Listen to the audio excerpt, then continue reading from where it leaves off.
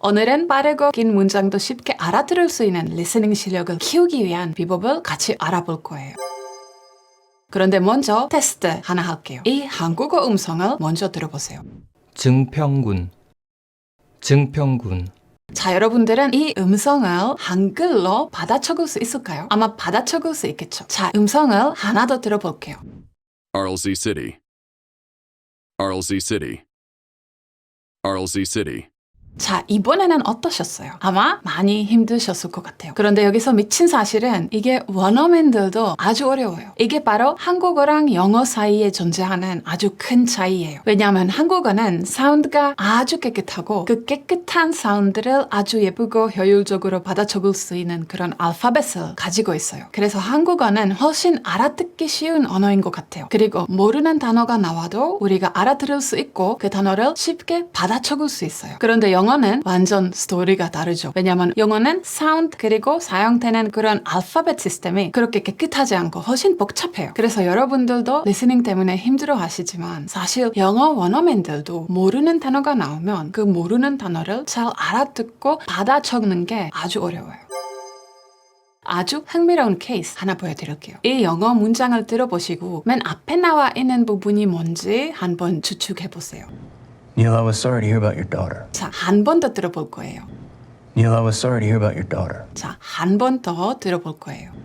Neil, I was sorry to hear about your daughter. 어떠셨어요? 추측하기가 쉽지 않죠. 사실 이 샘플이 Rachel English 유튜브 채널에서 나온 샘플이에요. 레이첼은 영어 원어민 선생님이고 발음 전문가세요. 그리고 이 선생님이 이 영상에서 이런 얘기를 하더라고요. 이 영상을 만들면서 이 문장을 받아 적었을 때 처음으로 들어봤을 때 이 앞부분이 완전 Neil처럼 들렸어요. 그런데 다시 들어봤을 때 이 앞부분이 완전 You know처럼 들렸어요. 그런데 지금까지도 이 두 중에 어떤 거 맞는지 결정이 안 된대요.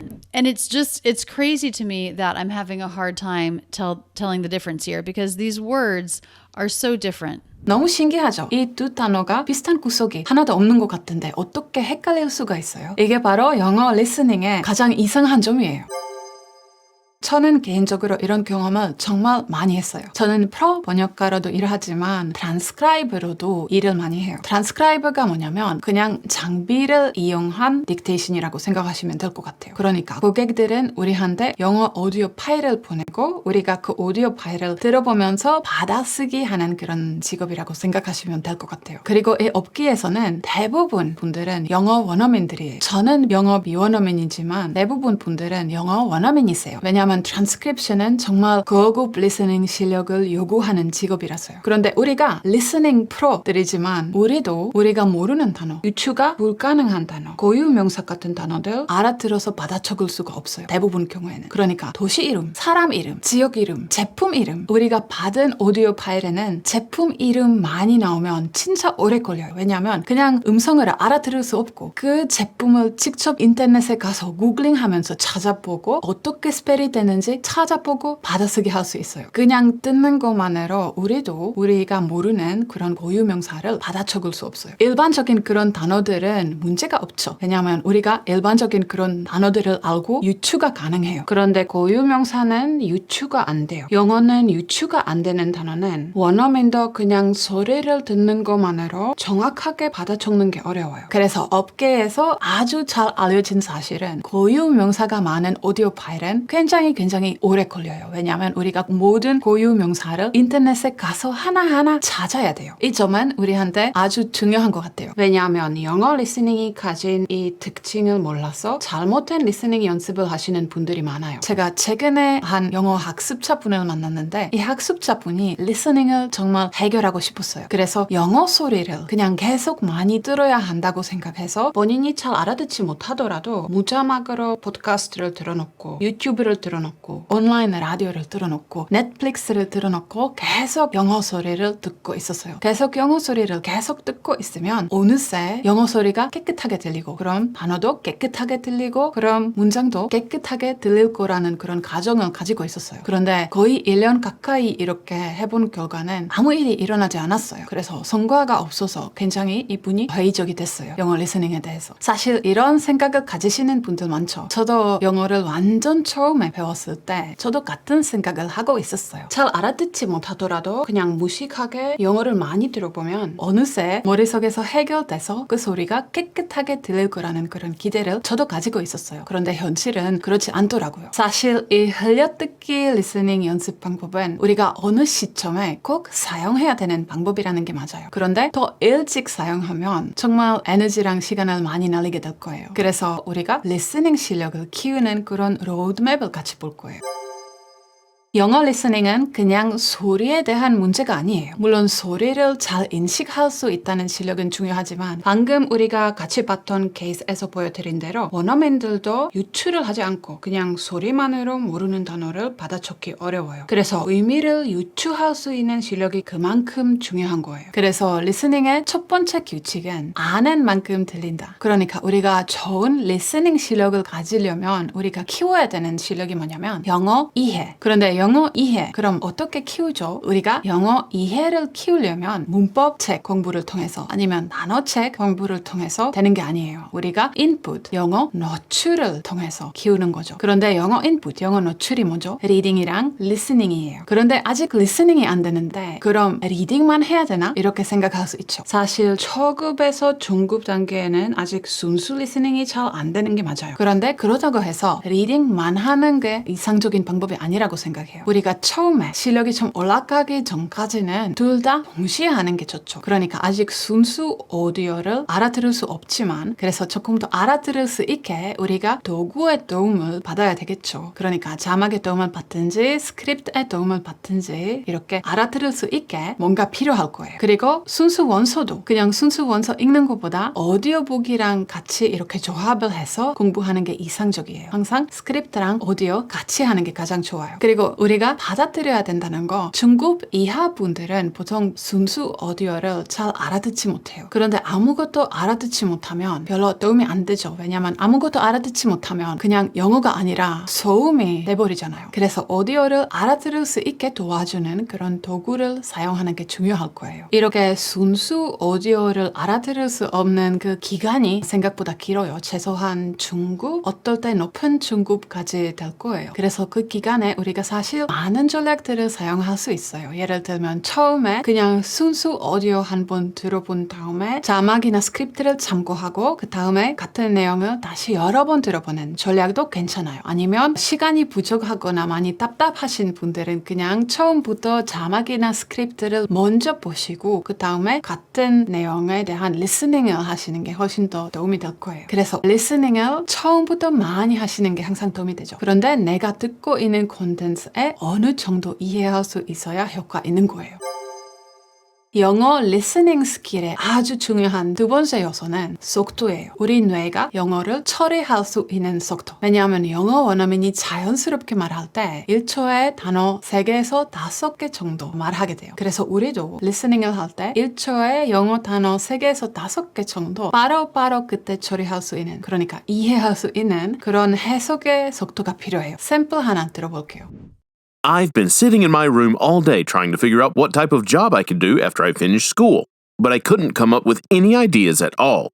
자, 속도는 정말 장난 아니죠. 우리가 이렇게 높은 속도로 영어를 어떻게 처리할 수 있을까요? 자, 우리가 먼저 확인해야 되는 게 하나 있어요. 여러분들은 영어 문장을 읽으면서 어떻게 해석을 하죠? 방법이 두 개 있어요. 첫 번째 방법은 영어 문장을 볼 때 앞에서부터 시작해서 내려가는 게 아니라 주어, 동사, 접속사, 옆에 문장이 또 동사 어떤 거 있는지 이렇게 문장을 나누면서 그 문장마다 한국어로 번역해서 조합하고 이렇게 분석하는 그런 방식이 있죠. 자, 이 방식을 사용해서 나는 리딩을 한다 생각하시는 분들이 있는데 이게 리딩이 아니라 분석이에요. 리딩이랑 분석은 완전히 달라요. 리딩이 뭐냐면 우리가 문장 앞에서부터 시작해서 내려가는 거예요. 거꾸로 올라가지 않고 문장을 나뉘면서 동사, 명사 그런 거 하는 게 아니고 내려가면서 끝까지 동시에 바로바로 이해하는 그게 리딩이에요. 그래서 여러분들은 영어 문장을 만날 때 리딩을 하는지 아니면 분석 분석을 하는지부터 확인하시는 게 중요할 거예요. 왜냐하면 시험 공부 때문에 영어 문장을 처리할 때 이렇게 분석식으로 처리하는 습관을 가지신 분들 많아요. 그런데 이게 나중에 리스닝 할 때 큰 문제가 돼요. 왜냐하면 우리가 리스닝 할 때 중간에 멈추고 문장을 나누면서 동사명사 찾아보고 거꾸로 올라오면서 그런 게 다 불가능하잖아요. 그래서 우리가 리스닝을 할 때 문장 앞부분부터 내려가면서 처리할 수 있어야 나중에 리스닝이 되는 거예요. 그래서 이 분석식 습관을 없애고 리딩하면서 바로 이해되는 이 방식을 좀 연습할 필요가 있을 거예요. 그래서 영어 문장을 만나면 이렇게 분석식으로 처리하고 번역하는 이 습관을 어떻게 없앨 수 있을까요? 우리가 없앨 수 있어요. 그런데 우리 뇌를 다시 훈련을 해야 될 거예요. 우리가 훈련을 이렇게 할 거예요. 영어 문장을 보잖아요. 그럼 처음부터 끝까지 한번 읽어보세요. 멈추면 안 돼요. 모르는 단어가 나오면 멈추고 사전을 찾아보시면 돼요. 그런데 그런 경우가 아니면 멈추면 안 돼요. 처음부터 끝까지 멈추는 거 없이 그냥 문장을 내려 읽으면서 이해해보는 거예요. 자, 문장을 이해할 수 있었으면 문제가 없죠. 그런데 문장을 이해할 수 없었으면 우리가 분석하는 게 아니라 우리가 다시 문장 앞부분부터 끝까지 좀 더 느리게 다시 읽어볼 거예요. 그리고 읽으면서 소리내서 읽으시면 더 좋아요. 왜냐면 소리내서 읽으시면 분석할 수가 없잖아요. 아니면 번역을 하거나. 그래서 소리내면서 다시 한번 천천히 끝까지 읽어보세요. 그리고 이해가 되는지, 이해가 안 되시면 여러 번 이렇게 천천히 내려가면서 이해해보세요. 그런데 이해가 그래도 안 되시면 그럼 이 레벨이 너무 높은 거예요. 좀 더 쉬운 레벨로 내려가야 되실 거예요. 그래서 아마 대부분 경우에는 지금 이렇게 분석식으로 읽을 수 있는 레벨보다 훨씬 낮은 레벨로 다시 돌아가서 그 레벨부터 다시 훈련을 시작해야 될 수도 있어요. 그런데 이 쉬운 문장부터 내가 분석하지 않고 그냥 이렇게 읽으면서 바로바로 이해할 수 있는 습관을 한번 만들면 여러분들의 영어를 처리할 수 있는 속도 그리고 영어를 처리할 수 있는 스킬이 폭발적으로 향상될 거예요. 그럼 동시에 리스닝 실력도 올라갈 거예요.